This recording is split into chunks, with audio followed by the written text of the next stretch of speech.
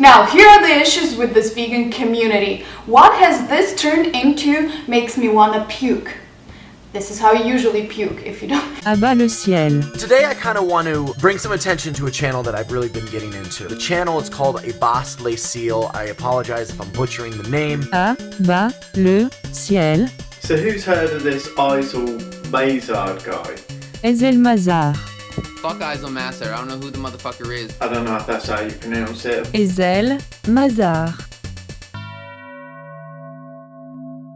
I do not really give a fuck what people do. It's the same thing, you know, I don't care what other people do and I don't care what other people think of me. I don't eat meat because I would cry for a week. The whole reason why I even turned vegan is because I saw some documentaries and I just don't like how they treat animals. So if you saw these documentaries and you don't like how they treat animals, not we, they, right?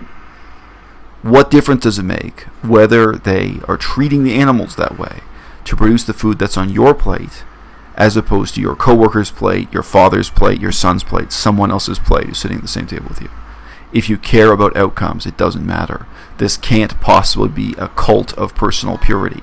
It can't be about you and your feelings and your emotions and your happiness. On some level, this has to be about actual animals, actual economic impacts, actual ecological impacts, real world outcomes. I was a vegetarian for 14 years before I was vegan. I didn't really, advertise that because it is an eating habit. It's like calling yourself a proud licker of lollipops. That was not the best example. It's an eating habit.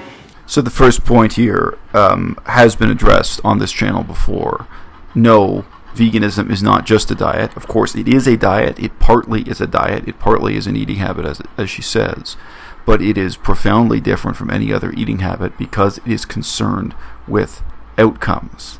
You can state that a little bit more ambitiously or pretentiously by saying it's concerned with saving the world or saving the animals or ecology or reducing suffering. There are many, many ways to say that.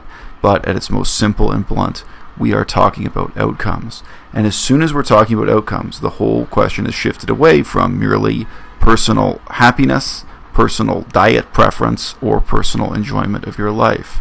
Among other things, the shift to outcomes means that it's not just a question of what I eat. It's a question of what you eat, what my father eats, what my son eats, what everyone else around me in society eats, my boss at work, my coworkers. Because if anyone is eating animals, then it creates the same injustice as if I myself eat animals. It creates the same injustice, the same ecological impact, etc. It doesn't really matter who does the eating. And for that reason, inevitably, vegans have to get organized into a movement for social change. We have to move beyond our own plate, our own forks, our own knives. That is inevitable. I do not really give a fuck what people do. So this issue I addressed more than a year ago on this channel. I forget how long ago it was. But in the first videos talking about veganism on this channel, one of the issues I really tried to put some emphasis on was the fact that we as vegans in many ways were never going to be cool. The concept culturally of coolness in the West really does rely on this attitude that she's exhibiting here of boasting that you don't care, boasting that you do not give a fuck. That is cool. That's cool in rock and roll, it's cool in rap, it's cool in movies. Having characters that are reckless and don't care about consequences and don't care about people and don't care about suffering, don't care about the harm they're doing. Being heedless of the consequences of your action is an element of coolness. And boasting about how you don't care, about how you don't give a fuck, in her words, that is definitely part of our modern Western tradition of coolness. And veganism is not cool. Veganism will never be cool. Veganism very much relies on me looking into your eyes and saying to you, look, I care. This matters to me, and I want you to care also. I sat down in a restaurant yesterday. Sorry, I forget now if it was yesterday, the day before yesterday. I sat down in a restaurant, yes, it was just yesterday, and the waitress served me noodles that were allegedly vegan. It's in a Buddhist restaurant that, Buddhist paraphernalia all over the walls and people actually chanting Sanskrit, horribly mispronounced Sanskrit. And, the waitress brought me these noodles, and from the smell of the noodles, I could tell they had egg in them. And I said, look, I'm sorry, you have to go and ask the chef. I believe these noodles have egg in them. That's not cool. I'm going to say already it's not cool. It would be cool to just not care or have fun or what have you.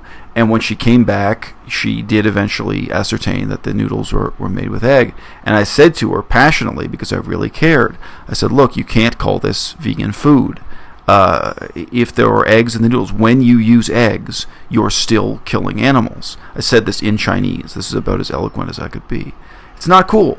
I'm the first to admit, and I didn't plan to say that. It wasn't contrived. It wasn't a political strategy. I was just sincerely reacting to the fact that I'd been served something that contained eggs, invisibly so. And, I was disappointed and what have you. But it's not cool. The truth is, I really care. I really have that reaction. I care on a small scale. I care about what's on my own plate. I care about the suffering of hens living their whole lives in a steel cage, invisibly, somewhere far away. It's connected by an economic dotted line from that faraway farm, that faraway factory, to the food that was on my plate then and there. And also, in a sense, I care about this waitress who'd never even thought about it before. I mean, she was a very young waitress. She looked like she was 16 or 18 years old. I think she had never thought this through before. I care about her and everyone else knowing this stuff. So yeah, I care. And you're right. What's cool, what's culturally appropriate, is to have this attitude instead of saying, I don't give a fuck. But I do. That's not me. And people who become vegan activists, people who take the next step beyond just their own personal diet, they are the people who care. They are the people who want to see that change in the world, on a small scale and a big scale, in their own backyard, around the world, for the future, for the animals, for the environment. And if you don't care, I think you got to look in the mirror and ask yourself, why are you boasting about that? In a sense, why aren't you ashamed? Or why aren't you humble about that, instead of being humble about the things she's about to go on and claim she's so humble about? It's the same thing, I don't care what other people do, and I don't care what other people think of me. So again, why would you be boasting about this? If you don't care what other people do, really, I think some humility is in order. I can understand that. I mean, there are all kinds of subjects I don't care about. You can't care about everything. I do not care equally about Cambodia and Indonesia. I don't. Just this week I did a lot of reading about current politics in Cambodia. It's not worth mentioning why. I have a long history of being engaged with politics. And you know what? If there were equally interesting things happening in Indonesia, I really wouldn't care. Because I'm finite. I can't know about the history and politics of every country. I completely admit that. But I would never come on camera boasting that I don't give a fuck about some human suffering, some serious political problem in Indonesia. I would never be boasting about my indifference. And it's true, I care less about Africa than I do about Cambodia, because I'm finite. I can't study everything. I can't know about everything. I can't care about everything. Some countries and some languages are part of my life and some are not. I can't have expertise in everything. I can't make a positive impact everywhere. But if you are vegan, if you know the harm that's being done by meat, why would you come on camera and boast, as she has just said, that she doesn't care what other people think about her, and she doesn't care about the conduct of other people? If you care about outcomes, then of course you care. You care about the fact that your neighbor is eating meat, and if you're not, because the impact is the same. The cow is still having its throat cut. It doesn't matter whether the steak ends up on his plate or on your plate. If you want to have real world outcomes, you have to start changing the world with at least small groups of people, not isolated individuals. It's just ridiculous. It's the same thing, I don't care what other people do, and I don't care what other people think of me. However, vegans out there, god damn it, you need to stop. Especially some vegan YouTubers out there like Sorsha or Freely the Banana Girl, who are basically bullying people into becoming vegans. Like, this is something so moralistic. So this is interesting to me. On this channel, I have many, many times criticized Freely the Banana Girl, but this is not my criticism of Freely. I have a completely different set of reasons for why I criticize Freely, what my concerns are. Freely is someone who has come on camera and said that if you follow her magical diet, you do not need to use soap or shampoo. Freely has claimed on camera that your skin is self-cleaning if you follow her diet. And Freely has claimed on camera that garlic is a neurotoxin, all kinds of pseudoscience, all kinds of ridiculous advice, pinning veganism to a notion of beauty and health that's ultimately it's fallacious. It's bad advice, even if what you want is beauty and to lose weight and so on. There are so many reasons why I criticize what Freely does and how she does it. And yet it's hilarious to me. Here's a vegan with whom I disagree. her reason for criticizing Freely is because it is so moralistic. And of course, that the irony is here, that's one of the crucial elements of what Freely does that I do sympathize with. Obviously, I don't disagree with Freely about everything. There are elements of her channel and elements of her career that I can positively appreciate, including just her sincerity when you see her coming on camera sometimes, when you see that she really does care and that she really has moral concern. And even if Freely is going about it in a totally inept way or in a counterproductive way, that it is moralistic. For her, in a moral sense, she's trying to make the world a better place. And even if I disagree with Freely about 90% of the stuff on her channel, I can still sympathize with that. And if you're a vegan, I don't know, why can't you? Where is this madness coming from? Like, you do realize that you cannot be an absolute vegan ever, whatever that means. I really hate this argument that you can't be an absolute vegan. First of all, logically, the correct answer is, so what? Okay? You know what? If you can never be a perfect driver, does that mean that you should never drive a car? If you're a vegan and at some point you kill an animal, like you live in Canada and at some point you kill a bear, it's really very possible. Killing bears happens in Canada. Bears attack people, bears break into people's houses, bears smell garbage in your backyard and then end up coming into your house. It is not a ridiculous scenario to talk about being a vegan and at some point push comes to shove and you have to kill a bear. And then you're standing there over the corpse of this bear. Would you then just give up being a vegan? Would you then say, well, I mean, it's impossible to be a perfect vegan because when you get attacked by a bear, you end up killing a bear. I guess I'll just start going to McDonald's every day. I guess I'll just start eating the standard American diet. I guess, there's no point in avoiding eating cheese because I can't be a perfect vegan. The idea that perfection would be the criterion you apply to this is already ridiculous and self-defeating. But secondarily, I mean, again, I assume this person has no experience with any other type of political movement or activism. Let's say you want to help people in Cambodia, and let's say it's within the last 100 years. Cambodia's had a tremendously colorful history. Cambodia today, they have problems with poverty and, sewage treatment plants and medical care. And there are so many social problems. Cambodia is a rapidly developing country. They have, political problems of many, many different kinds. But in the recent past, for decades, there was war and civil war in Cambodia, instability of terrible kind. This idea of being a perfect vegan, there's nothing to even compare it to in other forms of political activism. You can't save everybody in Cambodia. Can you save even one person in Cambodia? If you look at the last 100 years of what happened in Cambodia, you feel so powerless as a human being looking at a real political crisis like that. Today you could pick a different example. You could look at the war in Syria. You could look at the war in eastern Ukraine. Can you make any positive impact at all? Can you save one person? And even if you can do something positive, if you can save a few people, what if your program at the same time is doing harm, is doing damage in order to help those few people or in order to have some positive outcomes? It's very real. I mean, real humanitarian intervention has terrible trade-offs, terrible costs, not just financial costs, sometimes costs in human lives, where some people are dying in order to save some other people. It's gruesome. And there would never be any question of, well, can you be a perfect humanitarian? Or can you save everyone in Cambodia? Can you save everyone in Syria? Can you save everyone in the eastern Ukraine? There's no question of that. So already with veganism, we're looking at it with this kind of absurdly high standard. If you're vegan and you got to kill some rats, life is full of contradictions. If you're vegan, you got to kill a bear, life is full of contradictions. If you're vegan and you go to a restaurant and somebody lies to you and serves you food that invisibly contains meat, life is full of contradictions, and I feel for you. You may be very upset if you have to kill a bear. You may be very upset if you have to kill a rat, or if you have that scenario at a restaurant. But there is no reason there to say, well, you can't be a perfect vegan, therefore, why even bother with being vegan as a matter of personal thought, or why even bother with veganism as a political and social movement? It's just ridiculous. If you have a chance to go out and rescue a cat or a dog, or let's not discriminate, a bird, do so, because they really need our help.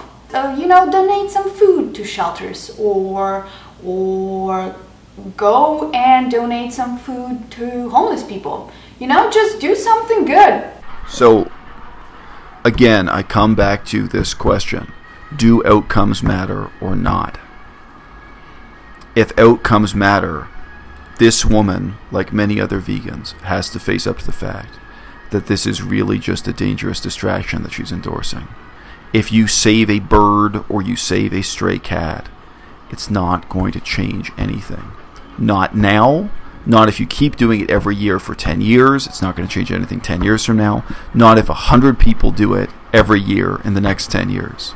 It's not going to close down a single slaughterhouse. It's not going to have a dent, not even the smallest dent imaginable, on our culture and our economy of animal exploitation. Okay? Now, by contrast, if the government passes a 25% tax on leather shoes and has a program encouraging people to buy non-leather shoes because leather shoes are now obsolete, there's no rational reason why women need to wear high-heeled shoes made of leather. There's no practical, functional reason for athletes to have to wear basketball shoes made of leather. We can now wear shoes that have no leather in them. Something like that, which is not radical, which is not people screaming in the streets, it's not based on protest. In a sense, it doesn't even interrupt anyone's lives. That can actually send a profound signal throughout an entire society that, you know what, leather shoes have to become things of the past. If we actually, as a society, whether it's through legislation or through cultural change or a combination of the two, if we move towards really making leather obsolete, if we move towards, as a movement, really inducing and motivating people to stop eating meat, to eliminate meat from their diets, the same way as I've described eliminating leather from their wardrobes, things can change. The total number of animals slaughtering can decline. But the reality is, anyone can look up the statistics, within my lifetime, the number of animals being slaughtered has only increased, and it continues to increase. Those industries are expanding, they continue to expand, and you can engage in a fucking... You can convince yourself that you're a morally good person because you rescued a cat from the street. And it's even debatable. Rescue. It's really genuinely debatable whether or not that cat is going to have a better life or a worse life after you rescue it, after you chop off its testicles, after you took away the little bit of freedom it had, living on the streets, to live on its own term, to seek out its own food, to kill rats, to mate with its own species, to live amongst its own kind. You rescued this animal to turn it into a plaything on your couch, to medicate it, castrate it, turn it into a toy, take away its last inch of liberty, make it into something that entertains you and makes you feel good about yourself. Fine. Okay, so you do that. You call that rescuing an animal. To take a wild or feral animal and turn it into your pet. Fine. I'm not even going to debate the morality of that with you right now. But I'm going to urge you to reconsider, how will the world ever change? How will veganism ever attain its goals if that's your idea of activism? How is it ever going to be that the actual industries we're talking about come to an end? That, for example, people simply stop wearing leather. If your idea of changing the world is to be silent about your own veganism and to silently and invisibly rescue a couple of cats a year, that is really a dangerous distraction and a delusion of moral purity. That's a terrible it's no substitute for real activism. I do not really give a fuck what people do. It's the same thing, I don't care what other people do, and I don't care what other people think of me. There's a famous quotation from Socrates: "The unexamined life is not worth living." As with most famous quotations, you normally hear it quoted out of context. For one thing, the original phrase ends with the words "for men," so it is sometimes translated as "the unexamined life is not worth living for human beings." And it's an interesting line when it's phrased that way, because as vegans, as people interested in animal rights, ecology, future of the planet, very often we're asking ourselves, what life is worth living for animals, in contrast to what life is worth living for human beings. It's also interesting that the original question, the context for it, is that Socrates asks himself, he says, "You may ask me why it is I can't stop teaching philosophy, why it is I can't stop having these discussions, these controversial topics of conversation. Why can't I just go away, live a quiet life, and stop talking about these things?" And it's in response to that hypothetical question that he says the unexamined life is not worth living for men. Now, the situation here in the digital vegan demi-monde, the world of vegan politics and the internet, it really has changed in 2016. And I've played a very strange role in that process of change. I think I can say with some confidence that we are never going back to the world as it was in 2014. Today, nobody writes to me saying, how dare you ask these questions? How dare you engage in the critique of other vegans? And when this channel first started, that really was kind of the knee-jerk reaction. It seemed to be the main reaction across the board. And people used to accuse me of being anti-vegan because I dared to ask these questions. And, there really is a sense in which I could use this line. I could reply to that saying, look, the unexamined life is not worth living. À-bas-le-ciel.